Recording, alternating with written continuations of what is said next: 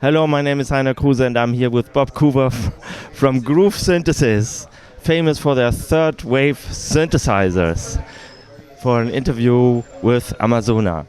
Hello, Bob. Hello. So I'm really fascinated about the sound of the third waves. How did the whole project start? How did this come to life? So at the time, I got to give a lot of credit to Dave Smith when he was still alive, because I was doing work at Sequential as their DSP engineer, and I obviously love wavetable synthesis. He wasn't so much into that, so we would usually say, what is the next synthesizer going to be? And I said, I'd really like to do a wavetable synthesizer. And he said, no thanks, but you should try it.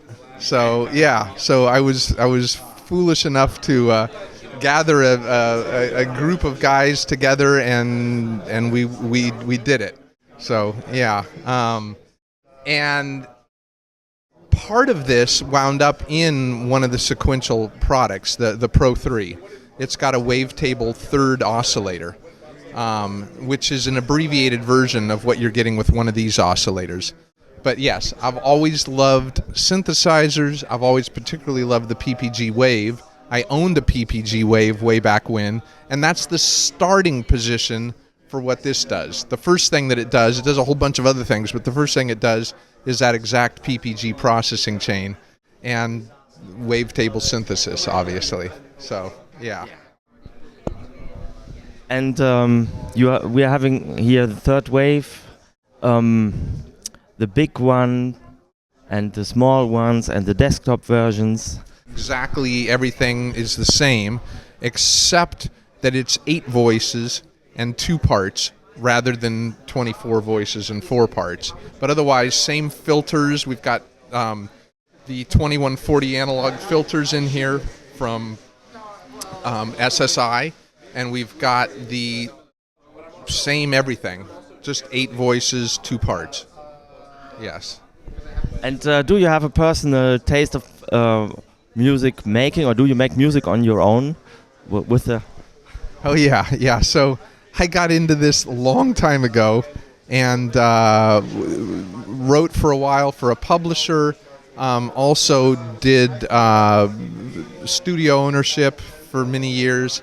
So I went back, got my DSP degree, and said, this isn't as hard as it looks. I'm going to try this out myself, and that went down the road of DSP and making synthesizers and making effects as well, because this thing has a lot of the effects that I did back when I was at Digidesign. So Digidesign, is now called Avid, but the people that make Pro Tools. Yes. So yeah. So that's the history of it. Yes. And I come from using Akai samplers back in the days and EMU samplers.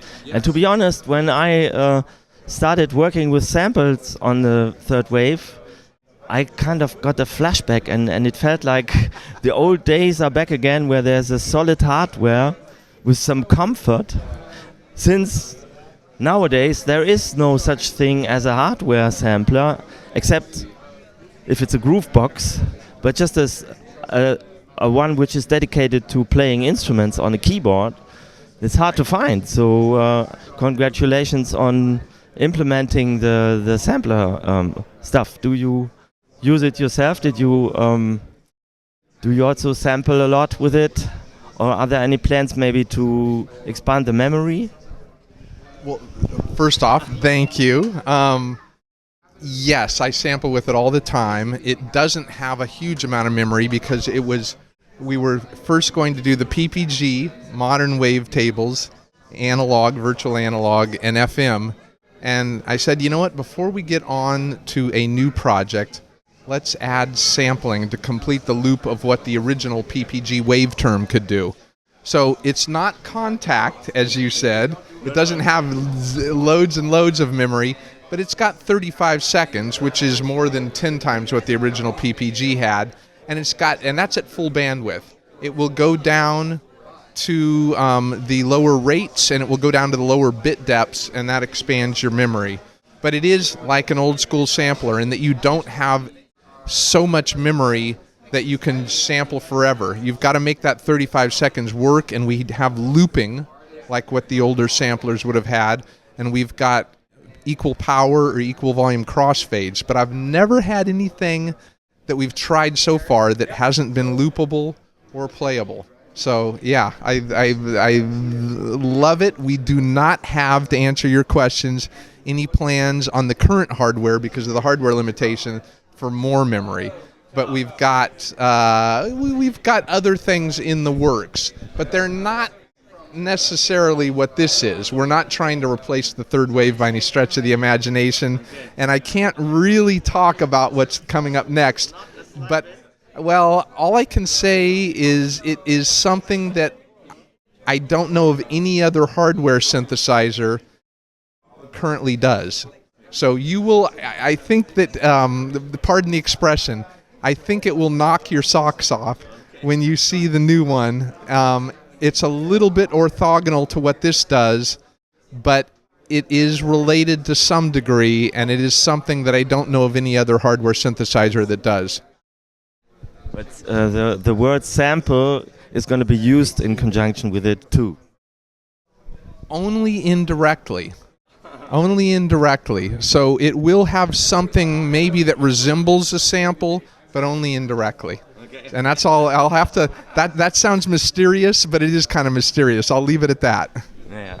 So I got to say, because the comfort with the looping and the cutting is great, and you're right, there are 35 seconds and you can do a lot of this, and you implemented certain functions, like you can, for example, back up the whole system and exchange the samples, and there are lots of memory management options that are well thought out. But still, I have to say there's something between what Contact does and I'm more thinking like 64 meg or so. So because once back in the days I used to sample just one or two notes in order to have a playable instrument in the range where I'm playing it anyway for the song I'm just working on, and this is basically perfect for it. But yeah, fighting space is something that haunts me at home in the studio. Anyway, and it will do.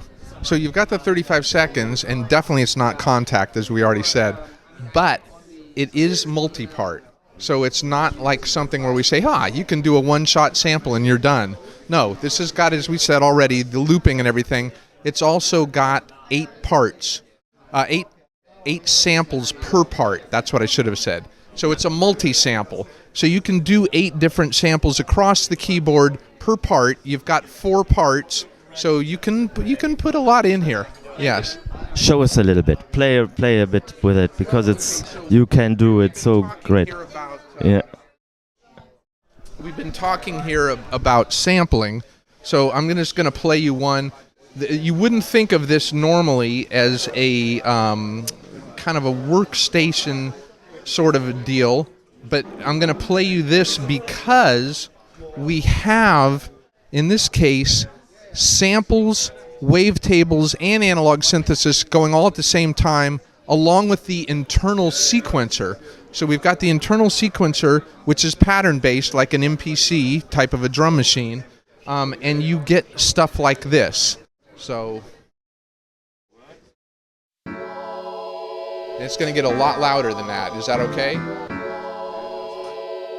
Okay, so now we're going to get into samples. So you hear we are sampling, and this is part 1 of a multi-part. Here comes the next one. This is a different part doing a sample of an Akai S900 string section, and now we're going to get.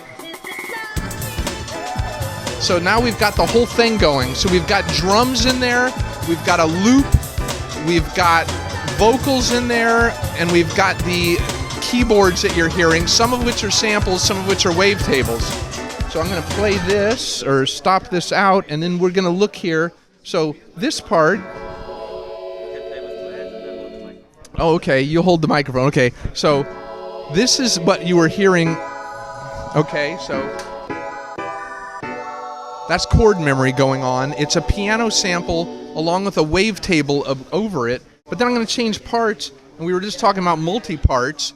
Well, this one has got, if I can turn this down, we've got, let's see. So we've got the various hi-hats, and then we've got kick drum, but then down here we've got that drum loop that you were hearing. So that's our 5th part, that's our 6th part, that's our 7th part, that's our 8th part. So you've got 8 parts even on this one part here. And as a result, you pretty much had a whole song in there. So we've been talking a lot about sampling, which is not what this is designed to do, but it works as a sampler as well, as you can see. Your machine, comfort-wise, like the way you concepted the sequencer, all the things you can do with it are really, really well thought out. So I hardly know any other synthesizer where you can do similar things with, or modern workstation. So it's, I don't know, sometimes I feel like it's American legacy, like gear like the EMU sampler or the Omnisphere. They come with a certain way of making things easy for you rather than having to do menu diving, and I haven't seen that for a long time until I met the third wave, which is really, really comfortable to use. So it's right. So and that was one that there's the Dave Smith legacy. He said it's got to have as close to knob per function as possible, which I try to live by with all of our products, even the smaller 8M, where we don't have knobs. We give you larger space and visualization to see everything that you need to, so you're still not menu diving. So if it's got a knob, it's got to do something. And if you do have to menu dive, which is not menu diving, we've got one layer here with the multi-part. So with the multi-part, which I was just showing you, there, you hit the mode button and there's your mixer. So you've got your volumes for those 4 tracks that we were just listening to, and it's all right there still. So, yeah. So what other people are working with you on all these projects? I've got my right-hand embedded engineer, Andrew Silverman. He's working on it. We've got Ross Wilcox doing all the design metal work. He and I collaborate. Well, we all kind of collaborate on what it should look like, but in this case, it was when we were first doing it, I said it's got to look like it came from the family that Mr. Palm's original PPG did. We don't want to copy it, but we want to at least look like it came from that family. And that's where this metalwork design came from. Currently, we also have Eric Papp doing operations. We have Dave Peck doing manufacturing engineering, and we have Jake Thomas doing the hardware engineering with us. So, a group of 6 synthesizer nerds that love this stuff. And where's the company located? Where you hanging out all together? Yes, we're all in the Bay Area. So in the San Francisco Bay Area, in particular in the East Bay. Yes. But you can also load Serum wavetables and make it sound really modern and naughty, right? Are you going to show us briefly? Sure, yeah. So this is an example of a wavetable and FM synthesis at the same time. So we've got here something that is really gnarly, as I would say. So...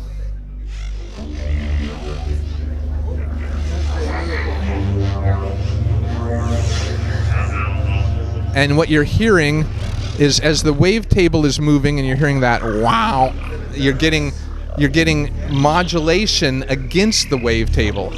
So you can have wavetables in here, and you can also have FM synthesis running at the same time. And as you mentioned, with modern wavetables, you can actually bring in your own audio and make a wavetable out of it. So this one probably will sound to you like a sample from a Fairlight, but it's actually a wavetable.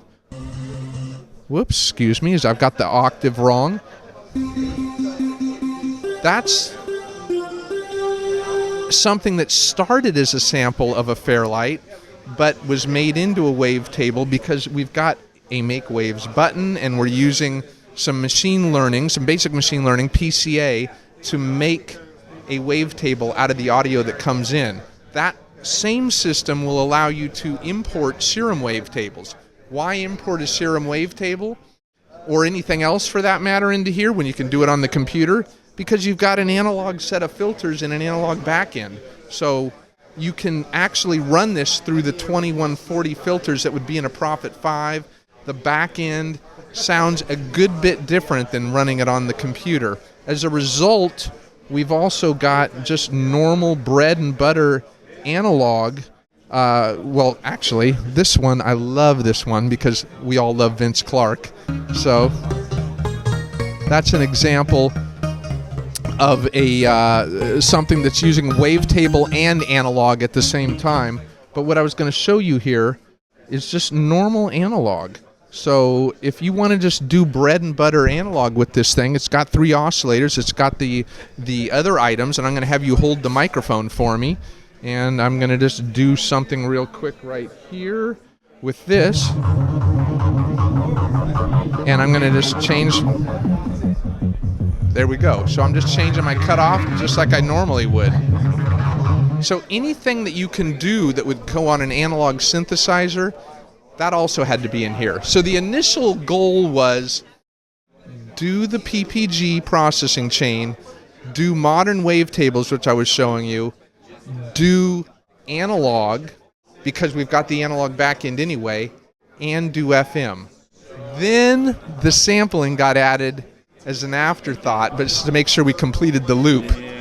So. And regarding the filter, I read stories that there's a 2040, 2140, and 2144 chip, right? Sure. And you decided to use the 2140, which is a bit more gritty, and it's also been used in the Prophet Rev 1 and 2, right? Yes. And did you consult Dave Rossum or Dave Smith, or with who did you talk about it? Well, I knew about the 2140 from working with Dave Smith and the Prophet 5 and everything. We had the 2144 in the prototypes. That's the filter that was in the PPG. If you don't run them, and we've got a video on this recently where we were talking with Dave Rossum and we explain it a little bit more. If you don't run them where you've got a lot of resonance or where it's very much oversaturated, they sound about equal.